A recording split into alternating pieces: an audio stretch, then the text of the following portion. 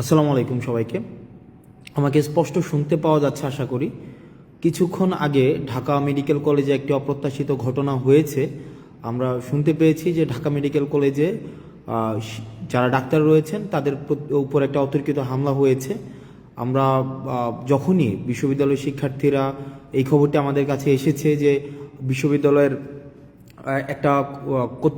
একটা রুগী যারা ছিল তাদের মধ্য থেকে হয়তো কেউ অপ্রত্যাশিতভাবে মারা গিয়েছে, তখন একটা সংক্ষুব্ধ পক্ষ ডাক্তারদের উপরে অতর্কিত হামলা চালায়। একটা বিষয় আমি স্পষ্ট করতে চাই আপনাদের, আমাদের যে গণ অভ্যুত্থানের যে মূল স্পিরিট ছিল, আমাদের যে গণ অভ্যুত্থানের যে জায়গাটি ছিল, সেই জায়গাটি কিন্তু হচ্ছে ন্যায্যতার ভিত্তিতে সমাজ প্রতিষ্ঠিত হবে, একটি সিস্টেম ডেভেলপ করবে, এবং এই সিস্টেমের মধ্য থেকেই হচ্ছে আমাদের সমাজ, রাষ্ট্র তথা আমাদের দেশ পরিচালিত হবে। এখন দেখেন আপনারা, যে আমরা দেখছি যে বিভিন্ন জায়গা থেকে যে এই ধরনের কাজগুলো করা হচ্ছে, যেমন আজকে ডাক্তারদের উপরে হচ্ছে অতর্কিত হামলা করা হলো। একটা রুগী মারা যাচ্ছে, তার পেশাদারি কার্যক্রম ডাক্তার যখন চালাচ্ছে, এখন রুগী যদি মারা যায়, এখন ডাক্তাররা কি আপনি যদি ফোর্স করেন যে আমার রুগীকে বাঁচাই দিতে হবে, এখনই বাঁচাই দিতে হবে, মানে বাঁচাই দিতেই হবে, মানে এটা তো প্রফেশনালিজমের মধ্যে পড়ে না ভাই। মানে এটা কেমনে সম্ভব যে আপনার ডাক্তারদের মতো করে কাজ করতে দেওয়া উচিত। আমি যদি তাকে ফোর্স করি, আমি দেখেছি আমরা বেশ অনেক দিন এই আন্দোলন পরবর্তী সময়ে, দীর্ঘ সময় আমরা হচ্ছে হসপিটালে ভিজিট করেছি। সেখানে দেখেছি যে ডাক্তাররা কি পরিমাণ নিরলসভাবে পেশাদারিত্বের সাথে তারা হচ্ছে কাজ করার চেষ্টা করে। এখন আমি যদি ডাক্তারদেরকে ফোর্স করি যে আমার একটা রুগী এখনই আপনাকে বাঁচাই দিতে হবে, এখনই তাকে সুস্থ করে তুলতে হবে, এখনই আপনাকে তাকে ওষুধটা দিতে হবে, এখনই কাটা ঘা শুকাই দিতে হবে, এটা তো সম্ভব না। মানে এটা তো সিস্টেম না ভাই, এটা তো প্রফেশনাল জায়গার মধ্যে তো এটা যায় না। প্রফেশনালি এটা এভাবে ডিল করে না। প্রফেশনাল জায়গা, ডাক্তারদের বিষয়টা ডাক্তাররা বুঝবে, শিক্ষকদের বিষয়টা শিক্ষকরা বুঝবে, ইঞ্জিনিয়ারের বিষয়টা ইঞ্জিনিয়ার বুঝবে, আমাদের যেই প্রফেশন সেই প্রফেশনের বিষয়টা তারা বুঝবে। এখন আমরা যদি তাদেরকে এভাবে ফোর্স করি, যেমন আজকে ডাক্তারদেরকে যেভাবে পিটানো হইলো, ডাক্তারদের তাদের কাছ থেকে যেভাবে বের করে দেওয়া হইলো, এটা কি একটা ইতিবাচক কোন ইমপ্রেশন ক্রিয়েট করছে আপনি বলেন? আমি যতই এখন বলি এটা ছাত্ররা করে নাই, আমরা করি নাই, এ করে নাই, সে করে নাই, আমরা পিলো পাসিং করলাম, ব্লেম গেম করলাম, এটা এর উপরে দোষ চাপাইলাম, তার উপরে দোষ চাপাইলাম, কিন্তু এটা তো নাগরিকের উপরে দায়টা বর্তায়। মানে এটা কিন্তু আমাদের উপরে দায়টা বর্তায়। দেখেন, আন্দোলনটা আমরা করেছিলাম, গণ অভ্যুত্থানটা আমরা করেছিলাম, সেক্ষেত্রে এই দেশটাকে সঠিকভাবে পরিচালনা করার যেই দায়িত্বটা, সেটাও কিন্তু আমাদের উপরে আছে। এখন আপনারা যদি ডাক্তারদের উপরে এইভাবে আক্রোশমূলকভাবে এভাবে চেপে বসেন, এভাবে ডাক্তাররা কিন্তু তাদের পেশাদারি আচরণ করতে পারবে না। মানে নেভার, কোনোভাবেই সম্ভব না ডাক্তাররা তাদের পেশাদারি আচরণ করতে পারবে। সেই জায়গা থেকে আমি যারা ডাক্তার রয়েছে তাদের কাছে, ঢাকা মেডিকেল সহ অন্যান্য মেডিকেলের যারা ডাক্তার আছে, আমি ব্যক্তিগতভাবে আমি খুবই লজ্জিত, এবং আমি আপনাদের উপরে আজকে যেই হামলাটা হয়েছে সেটার আমি যারা আইনশৃঙ্খলা রক্ষাকারী বাহিনী রয়েছে, আমি তাদের প্রতি অনুরোধ জানাবো তারা যেন যথাযথ ব্যবস্থা নেয়, এবং আমরা আমাদের জায়গা থেকে সেটি নিয়ে কথা বলবো। শিয়া বাটার ও ভিটামিন ই সমৃদ্ধ lily glam beauty soap. Lily, always beautiful. আমরা নিশ্চিত করতে চাই যে ডাক্তাররা তাদের পেশাদারি জায়গায় তারা নিজেদের মতো করে তাদের যে প্রফেশনালিজম, সেই প্রফেশনালিজমটা প্র্যাকটিস করতে পারবে। হঠাৎ করে এসে আমি ডাক্তারকে সাজেস্ট কেন করব? ফর এক্সাম্পল, আমি পেশেন্ট, আমার ভাই পেশেন্ট, আমার বন্ধু পেশেন্ট, আমি তো তাকে সাজেস্ট করার প্রয়োজন নাই। তাকে তার মতো করে কাজটা করতে দেই। তাকে তার মতো করে কাজটা যদি আমি না করতে দেই, সেটা কিন্তু একটা প্রবলেমেটিক একটা সিচুয়েশন ক্রিয়েট করে ডাক্তারদের জন্য। এটা খুবই প্রবলেম। আমি যদি ডাক্তারকে প্রতিপক্ষ বানাই, শিক্ষককে প্রতিপক্ষ বানাই, ইঞ্জিনিয়ারকে প্রতিপক্ষ বানাই, আমি যদি এভাবে প্রতিপক্ষ শুধু বানাতেই থাকি, দিন শেষে আমি আসলে দেশটা কাদেরকে নিয়ে পরিচালনা করব? আমাদের জন্য দেখেন, এই ব্লেমগুলো কিন্তু আমাদের উপরে আসবে। এখন তৃতীয় পক্ষ, চতুর্থ পক্ষ, পঞ্চম পক্ষ, এই যে পক্ষ আমরা দোষ দিতে পারবো, এই পক্ষের উপরে দোষ দিতে পারবো, ওই পক্ষের উপরে দোষ দিতে পারবো, আমরা এভাবে করতে পারবো। আমরা এভাবে করতে পারবো, কিন্তু আলটিমেটলি কিন্তু এটা সলিউশনে যাবে না। এই কারণে আমরা এই যে ব্লেম গেমিং না করে ডাক্তারদের কাজটা ডাক্তারদেরকে করতে দেই, শিক্ষকদের কাজটা শিক্ষকদের করতে দেই, প্রশাসনের কাজটা প্রশাসনকে করতে দেই, পুলিশের কাজটা পুলিশকে করতে দেই, রাজনীতিবিদদের কাজটা রাজনীতিবিদদের করতে দেই। আমরা সেটিই চেয়েছিলাম, কারণ আমরা দেখেছিলাম যে ফেসিস্ট সরকারের সময় সব কাজ হচ্ছে গণভবন থেকে নির্ধারিত হতো। ফেসিস্ট যে গভর্নমেন্টটা ছিল, এই গভর্নমেন্ট কী করেছিল, এই গভর্নমেন্টের সময় সব সময় গণভবন থেকে হচ্ছে তার কাজগুলো নির্ধারিত হতো। কিন্তু আমরা চেয়েছিলাম এভাবে না হোক, আমরা চেয়েছিলাম কি ডিসেন্ট্রালাইজেশন অফ পাওয়ারের মধ্য দিয়ে কি হবে, যার কাজটা সেই করতে পারবে। ডাক্তারদের কাজ ডাক্তাররা করবে, রাজনীতিবিদের কাজ রাজনীতি করবে, তারপরে হচ্ছে মিডিয়ার কাজ মিডিয়া করবে। কিন্তু আমরা দেখেছিলাম সেটা না হয়ে কি হয়ে গিয়েছিল, সবগুলো একসাথে ব্ল্যান্ডেড হয়ে গিয়েছিল। আর যখনই ব্ল্যান্ডেড হয়ে গিয়েছিল তখনই প্রবলেমটা হয়েছিল কি, ফেসিজমের উৎপত্তি হয়েছিল।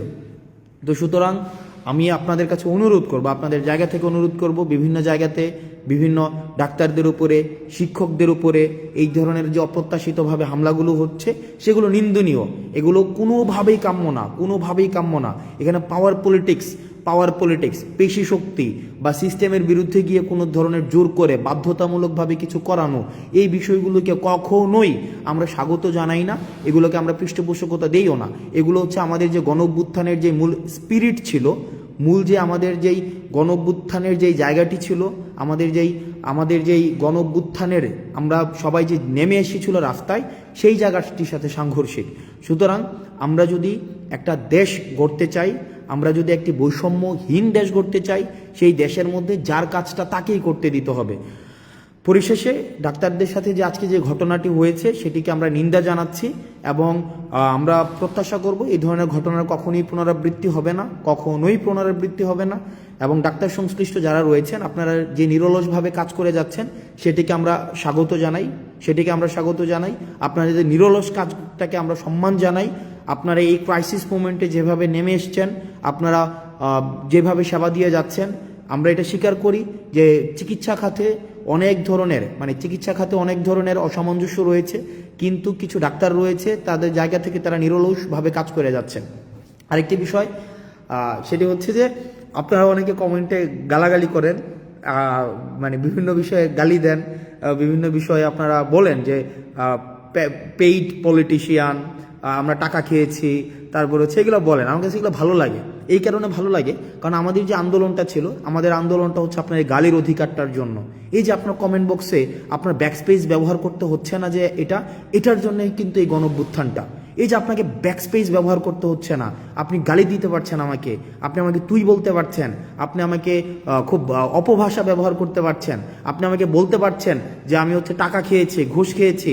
এই যে এটা বলতে পারছেন না, কুত্তার বাচ্চা বলছেন না আপনি, এই যে কুত্তার বাচ্চা, তুইও তোর পরিবারের সবার কুত্তার বাচ্চা, আমি শেষ পর্যন্ত আপনার এটার জন্য আমি ফাইট করে যাব। অর্থাৎ আপনি যেন এটা বলতে পারেন, কারণ অতীতে আমরা এটাও বলতে পারতাম না। আপনি যদি অতীতের সময়গুলো দেখেন, অতীতে কিন্তু আমাদের এটা বলারও অধিকার ছিল না। সুতরাং আমরা আপনার এই গালিটার জন্য আমরা ফাইট করেছি, আপনার দ্বিমত প্রকাশের জন্য আমরা ফাইট করেছি, এবং দ্বিমত প্রকাশটাই আমরা চাই যে আপনারা দ্বিমত প্রকাশ করতে পারেন। শুধুমাত্র সহমত প্রকাশ করবেন, আমি শুধু যেটা বলবো সেটাই আপনি বলবেন, আমরা এটা চাই না। আপনার যেটা মত, সেই মতামতটা হচ্ছে আপনি যেন ঠিকভাবে প্রকাশ করতে পারেন, আমরা সেটার জন্যই হচ্ছে আমরা ফাইট করেছি।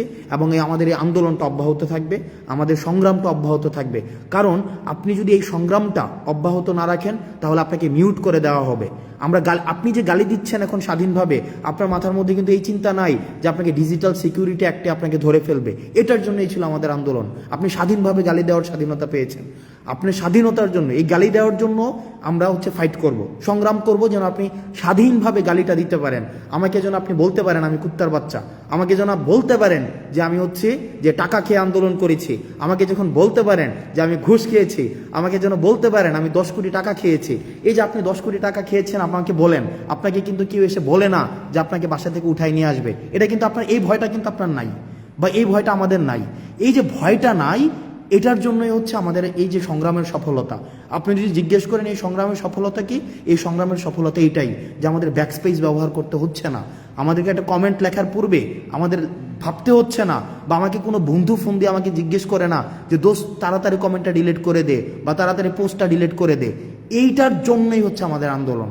এবং আমি মনে করি এই জায়গায় হচ্ছে আমাদের সফলতা, যে আপনি অন্তত স্বাধীনভাবে গালি দিতে পারছেন, সবাইকে স্বাধীনভাবে গালি দিতে পারছেন। কিন্তু আমরা একটা জায়গায় স্পষ্ট করতে চাই, স্বৈরাচার ফেসিস্ট হাসিনা আমাদেরকে বিভিন্নভাবে দমন করার চেষ্টা করেছে, আমাদেরকে বিভিন্নভাবে আমাদেরকে ব্লেম দিয়েছে, ট্যাগ দিয়েছে, আমাদের অর্থ লোপাটের আমাদের অভিযোগ এনেছে, কিন্তু কিচ্ছু করতে পারেনি। কারণ আমাদের নৈতিক যেই শক্তিটা, মানে নৈতিক যে শক্তিটা, এই নৈতিক শক্তি হচ্ছে আমাদের সততা।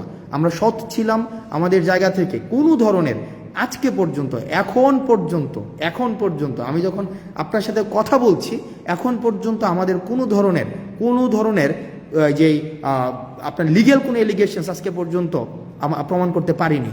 তো সুতরাং আমরা আমাদের যতক্ষণ পর্যন্ত আমাদের নৈতিকতার জায়গাটা স্পষ্ট থাকবে, স্বচ্ছ থাকবে, ততদিন পর্যন্ত এই সংগ্রামটা চলবে।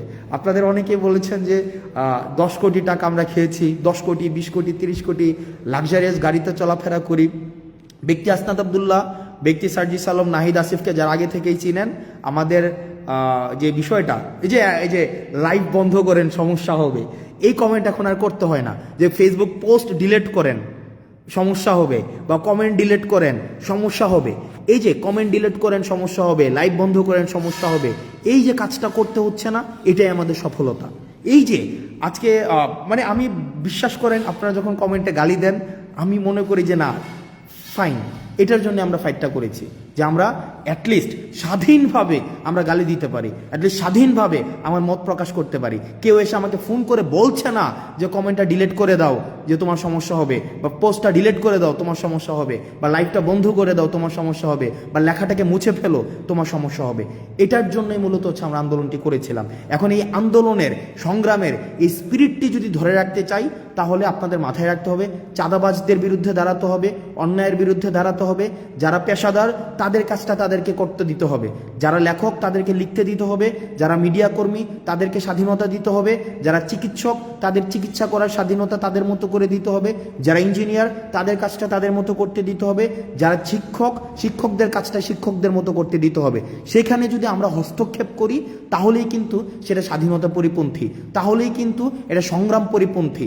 আমরা ঠিক যে আমরা মত প্রকাশের স্বাধীনতার জন্য আন্দোলন করেছি, দ্বিমত প্রকাশের স্বাধীনতার জন্য আন্দোলন করেছি, আমরা প্রত্যেকটা মানুষের তার কাজ যেটা, সেটা স্বাধীনতার জন্য আন্দোলন করেছি।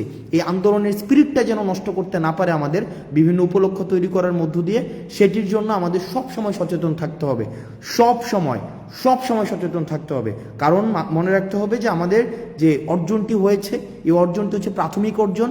এই অর্জনের ধারাবাহিকতাটি যদি আমরা রক্ষা করতে চাই, এই ধারাবাহিকতা রক্ষা করার জন্য আমাদের লড়াইটি, সেটি হচ্ছে চলমান এবং আমাদের লড়াইটিকে অব্যাহত রাখতে হবে। আমরা আমাদের জায়গা থেকে সামাজিকভাবে যেই প্রবলেমগুলা অ্যারাইজ করেছে, আমাদের এখন সোশ্যাল কিছু প্রবলেম অ্যারাইজ করেছে, চাঁদাবাজি বেড়ে গিয়েছে, বিভিন্ন জায়গায় হচ্ছে পদত্যাগ করানো হচ্ছে, বিভিন্ন জায়গায় দেখছি আমরা সিস্টেমের বাইরে গিয়ে বাধ্য করা হচ্ছে বিভিন্ন পদত্যাগ করানোর জন্য। এইসব বিরুদ্ধে আমাদের কথা বলতে হবে, সামাজিকভাবে কথা বলতে হবে। এখানে এমন না যে এটা নেতা নির্ভর, একজন নেতাই কথা বলবে, প্রত্যেকের জন্য ওপেন ফ্লোর। তবে দয়া করে কেউ হচ্ছে কোনো ধরনের বিশেষ সুবিধা আদায় করার জন্য, কোনো ব্যক্তি সুবিধা আদায় করার জন্য নিজের এই পরিচয়টাকে আপনারা হচ্ছে বাজে কাজে ব্যবহার করবেন না। সবাই ভালো থাকবেন, সুস্থ থাকবেন, এবং হচ্ছে এই যে গালি দিচ্ছেন আপনারা বিভিন্ন জায়গায়, এই গালি অব্যাহত থাকুক। কারণ এই গালিটাই নিশ্চিত করে যে আমাদের প্রাথমিক অর্জনটি আমাদের হয়েছে, আন্দোলনের যে প্রাথমিক যে অর্জন সেটি হয়েছে এই গালি নিশ্চিত করে। কারণ আপনি গালি দিতে পারছেন এই আন্দোলনের কারণে, দ্বিমত প্রকাশ করতে পারছেন আন্দোলনের কারণে। আজকে আপনি ব্যাকস্পেস ব্যবহার করতে হচ্ছে না আন্দোলনের কারণে, কমেন্ট ডিলিট করতে হচ্ছে না আন্দোলনের কারণে, আপনি যা ইচ্ছা তা পোস্ট করতে পারছেন আন্দোলনের কারণে, আপনি লিখতে পারছেন আন্দোলনের কারণে, আপনি বলতে পারছেন আন্দোলনের কারণে, আপনি প্রশ্ন করতে পারছেন আন্দোলনের কারণে, আমাদেরকে জবাবদিহিতার মধ্যে রাখতে পারছেন তাও আন্দোলনের কারণে। সুতরাং আন্দোলনটি আমি যতই বলি না কেন, বিভিন্নভাবে বিতর্কিত করার চেষ্টা করা হোক না কেন, আমাদের প্রাথমিক সফল আমরা হয়েছি, তবে সেটির ধারাবাহিকতা অব্যাহত রাখতে হবে। সালামু আলাইকুম।